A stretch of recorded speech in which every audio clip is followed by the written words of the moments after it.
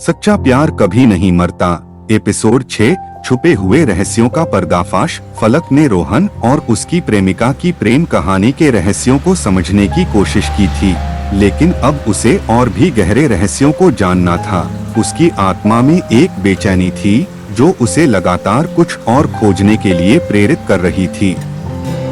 एक दिन जब फलक अपने कमरे में बैठी डायरी को पढ़ रही थी, तभी नीरा कमरे में आई और उसने कहा, फलक, मुझे एक और सुराग मिला है। यह एक पुराना पत्र है जो बक्से के अंदर था। इसमें लिखा है कि महल के नीचे एक गुप्त सुरंग है जो हमें सच्चे प्यार की अंतिम ताकत तक ले जाएगी। फलक ने पत्र को ध्यान से पढ़ा और उसकी आंखों में चमक आ गई। नीरा, हमें तुरंत उस महल में वापस जाना होगा। हमें इस सुरंग का पता लगाना होगा। रात के अंधेरे में फलक और नीरा फिर से उस पुराने महल की ओर बढ़े। महल के अंदर दाखिल होकर वे गुप्त सुरंग की खोज में लग गए। महल की दीवारें और फर्श पहले की तरह ही जर्जर हो चुके थे, लेकिन उनमें एक अद्भुत ऊर्जा महसूस हो रही थी। महल के नीचे के हिस्से में उन्हें एक पुरानी सीढ़ी मिली जो नीचे की ओर जा रही थी। दोनों ने बिना किसी हिचकिचाहट के सीढ़ी पर कदम रखा और धीरे धीरे नीचे की ओर जाने लगे। नीचे पहुंचने पर उन्हें एक बड़ा दरवाजा दिखाई दिया जिस पर वही अजीब सी लिखावट थी।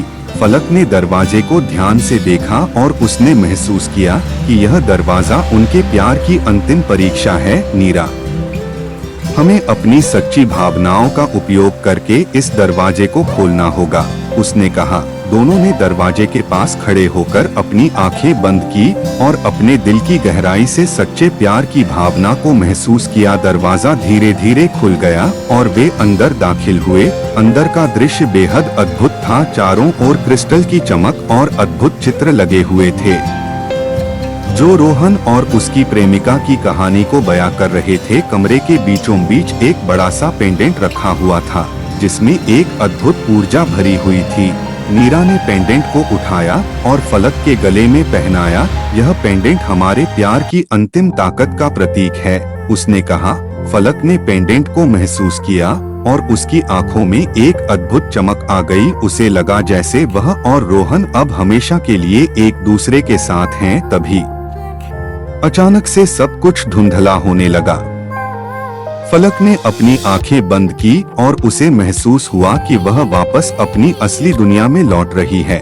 उसने अपनी आंखें खोली और खुद को उसी पुराने घर में पाया जहां उसने वह ताबीज पाया था। नीरा उसके पास खड़ी थी और चिंतित स्वर में पूछ रही थी, फलक, तुम ठीक हो?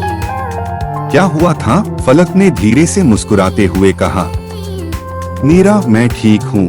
मुझे सब कुछ समझ में आ गया है। हमारा प्यार कभी नहीं मरेगा। नीरा ने हैरानी से पूछा, यह कैसे संभव है?